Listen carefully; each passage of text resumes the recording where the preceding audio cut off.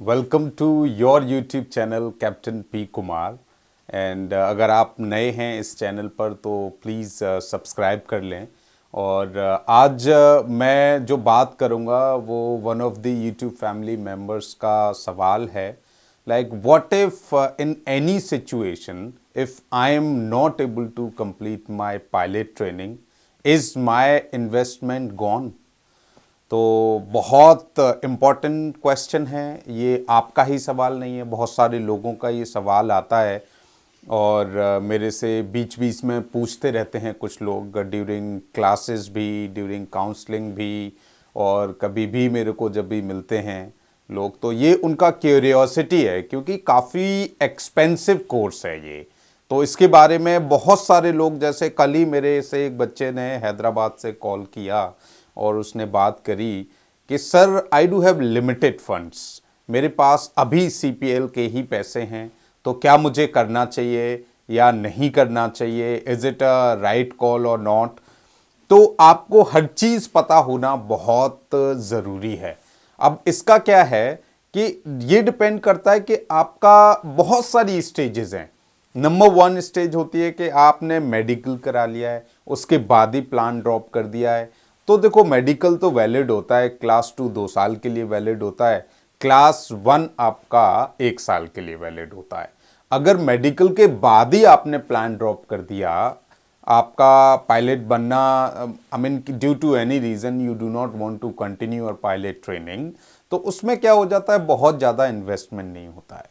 जो भी आपका मेडिकल में इन्वेस्टमेंट होता है 10-15 हज़ार का, 20 हज़ार का मान लीजिए, दोनों का मिला करके, तो वो कोई बड़ा इन्वेस्टमेंट नहीं है, कोई इशू नहीं है। तो ये एक पहली स्टेज है कि आपने मेडिकल कराया, आपका मूड बदल गया या सर्कमस्टांसेस बदल गई या आपकी फैमिली आपका साथ नहीं दे रही है, तो अगर आप मेडिकल के बाद ड्रॉप करते हो तो किसी को कोई दिक्कत नहीं है, ना ही फाइनेंशियली, ना ही आपका समय बर्बाद हुआ, और ना ही आपकी फैमिली उसमें कोई प्रॉब्लम करेगी, ना ही आपका, अगर कुछ और चूज करना चाह रहे हो ड्यू टू एनी रीजन, तो आपका फाइनेंशियल इन्वेस्टमेंट नहीं होता है। अब बात करते हैं जो दूसरी स्टेज होती है कि जब आप कब ड्रॉप कर देते हैं बच्चे, डीजीसीए के एग्जाम्स क्वालिफाई करने के बाद भी, let's say due to any reason आपने फ्लाइंग क्लब ज्वाइन नहीं कर पाया या डिले हो गया, तो ये आपके साथ 5 साल आपके एग्ज़ाम्स वैलिड होते हैं। अब अगर उन 5 सालों में आप अपनी फ्लाइंग का अरेंजमेंट नहीं कर पाते हो, अगर आप अपने फाइनेंशियल्स को नहीं प्रॉपर मैनेज कर पाते हो, या ड्यू टू एनी रीज़न कि आपके पास पैसे कलेक्ट नहीं हो पाए और आप फ्लाइंग नहीं कर पाते हो, तो ये इसमें आपको ये देखो, इसमें दो तरीके होते हैं कि एक तो आपने एग्ज़ाम पास कर लिए और आपने फ्लाइंग ज्वाइन नहीं कर पाई है, लेकिन कुछ ऐसे भी बच्चे होते हैं कि जो आपकी फ्लाइंग करके आ गए हैं और उनसे डीजीसी के एग्ज़ाम्स पास नहीं हुए हैं।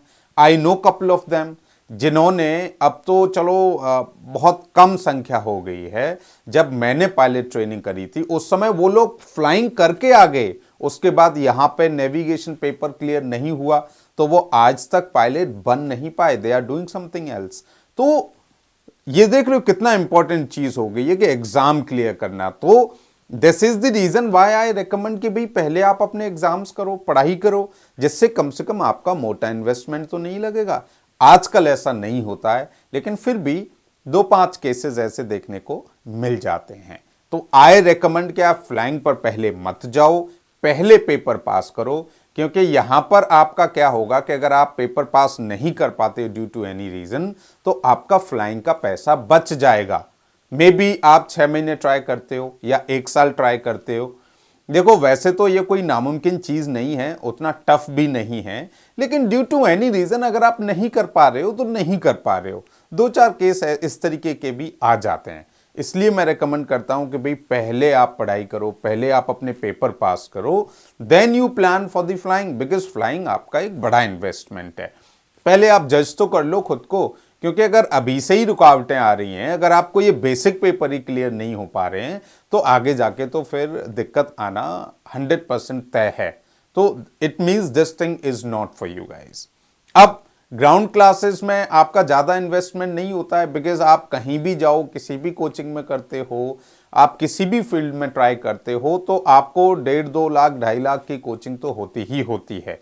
तो यहाँ पर आपको एक सर्किल मिल जाता है, आपको लोग मिल जाते हैं। कभी कभी आपका मन नहीं होता लेकिन लोगों के साथ आपका बैच बन जाता है, आपका ग्रुप बन जाता है और आप स्टार्ट हो जाते हो और आपका करियर अच्छा बन जाता है।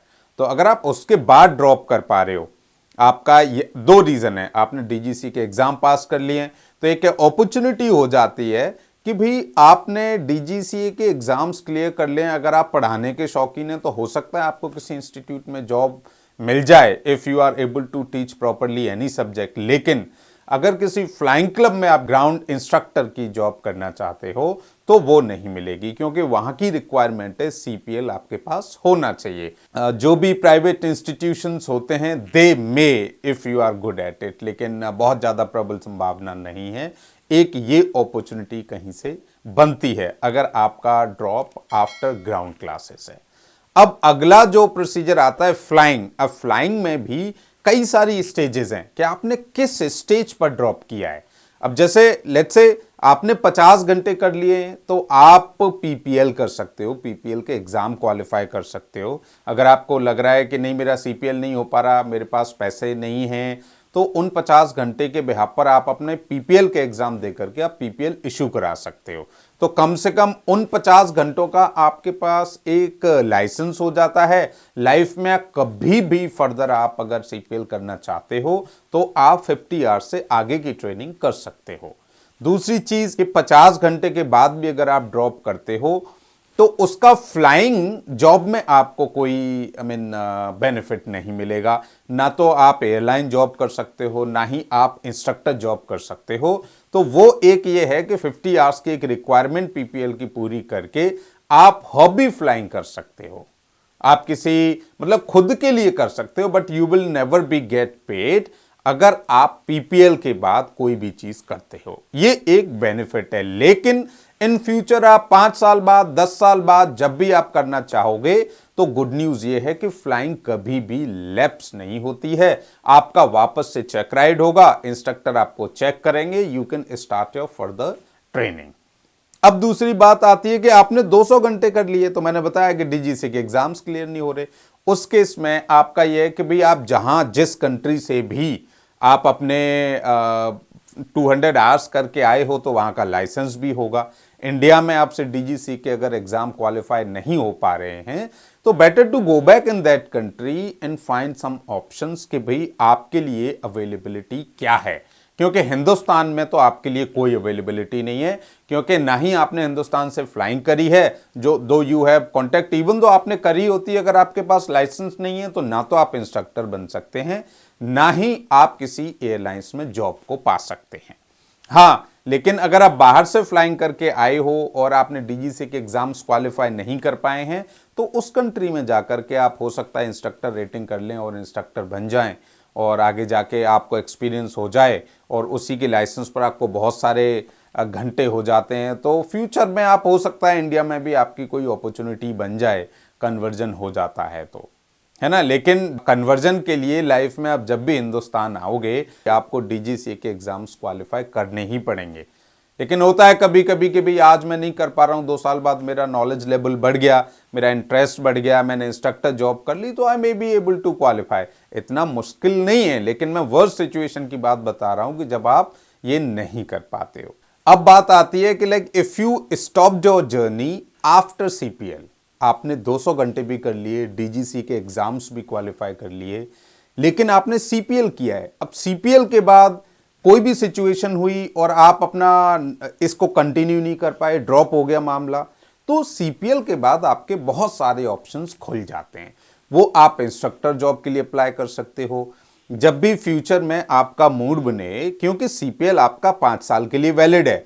तो आपने सीपीएल कर लिया है, आप पायलट बन गए हो, अब जॉब करना, जॉब न करना, अप्लाई न करना, ये आपके ऊपर निर्भर करता है।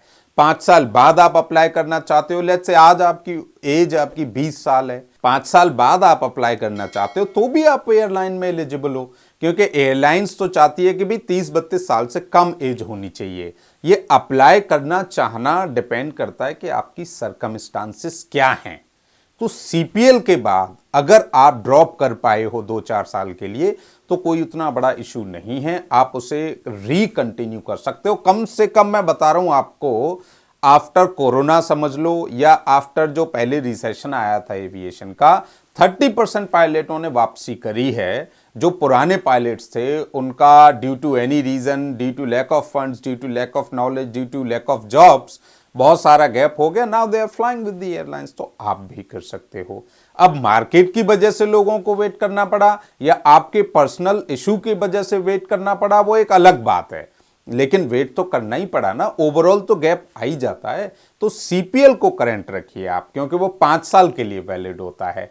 तो उस 5 साल में अगर आपको कोई जॉब नहीं मिली, उस 5 साल के बाद अगर आपने करंट रखा है, उन 5 साल में आपके पास फंड्स आ गए, आप जब टाइप रेटिंग नहीं कर पाए तो आप कंटिन्यू कर सकते हो। फ्लाइंग आपकी कभी भी बर्बाद नहीं होती है।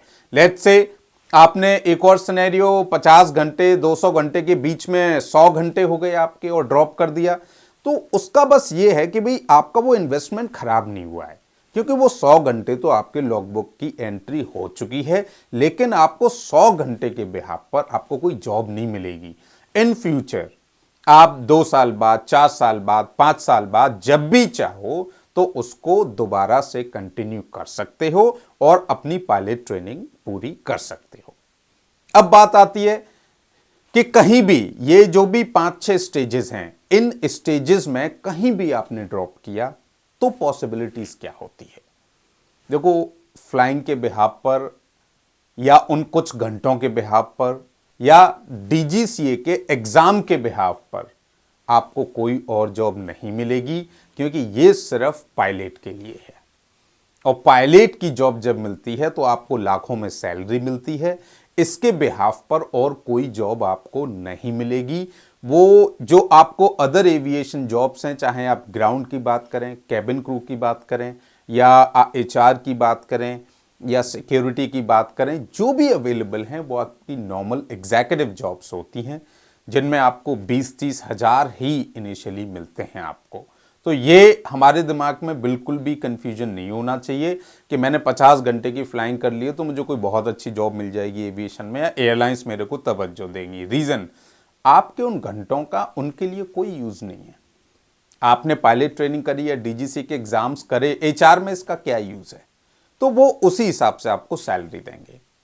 अदर देन अगर एविएशन की बात करें तो भी आपको इसका कोई बेनिफिट नहीं मिलेगा।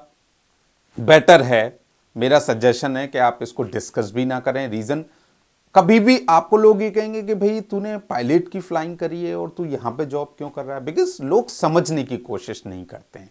हो सकता है आपके फैमिली में प्रॉब्लम हो गई हो सकता है आपके फाइनेंशियल्स गड़बड़ा गए हो, क्योंकि जो चीज आप पर बीती है, आई कैन अंडरस्टैंड कि जब आपने 50 घंटे करे हैं तो यू आर अ सीरियस गाय और गर्ल। तो इसमें डिपेंड करता है कि भाई सिचुएशन क्या है। तो यही है कि जब कोई चीज बीच में छूट जाती है, उसको पूरा करने के लिए आप एक प्लान बनाइए। और हो सकता है टेम्परेरीली आपको छोटी मोटी जॉब करनी पड़े, तो उससे आप झिझकिए मत, काम काम होता है। अंत में अगर आप मुकाम पर पहुंच जाते हैं तो उससे बेहतर जीवन में कुछ भी नहीं हो सकता है। नहीं करते हुए तो मैं 20 पायलटों को तो ऐसा जानता हूं जिनकी जीवन की कहानी बड़ी दर्दनाक है। या तो पैसे का इशू रहा था, पैसे का एक बड़ा कॉमन इशू है ना, और पैसे होने के बाद भी गाइडेंस का भी कई बार बहुत तगड़ा इशू हो जाता है। समय की बर्बादी हो जाती है, आपको सही लोग नहीं मिल पाते हैं, सही गाइडेंस नहीं मिल पाता है, सही कोर्स पढ़ाई का मटेरियल नहीं मिल पाता है कि कब क्या पढ़ें, तो इसमें भी आपका काफ़ी टाइम वेस्ट हो जाता है। तो ये चीज़ें हैं, लेकिन घबराने की ज़रूरत नहीं है। ज़रूरत होगी तो आपको सही समय पर सही लोग आपकी ज़िंदगी में आएंगे ही आएंगे। छोटी मोटी चीज़ों से कभी भी घबराना नहीं है। पैसे ख़त्म हो गए हैं तो वो कोई परमानेंट चीज़ नहीं है कि जीवन में कभी भी पैसे नहीं आएंगे, या अभी फैमिली के कोई इश्यूज गड़बड़ हो गए हैं या कोई फैमिली प्रॉब्लम आ गई है तो ये ऐसा नहीं है कि जीवन भर आपका परिवार इसी परेशानी में रहेगा, कभी नहीं निकलेगा। नहीं, ऐसा नहीं होता है।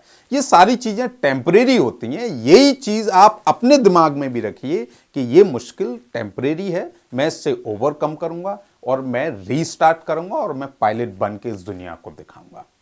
सो I hope I have given you sufficient knowledge my friend, कि क्या क्या सिनेरियो हो सकते हैं, कब कब लोग ड्रॉप आउट करते हैं और उसमें क्या क्या आपके लिए अपॉर्चुनिटीज़ बनती हैं, क्या क्या कन्फ्यूजन होते हैं जो हमारे दिमाग में रहते हैं। लेकिन फिर भी अगर आपको कोई और सवाल आ रहा है आपके दिमाग में, तो please connect with me on my Instagram. I would love to help you more. Thank you so much, your captain P Kumar.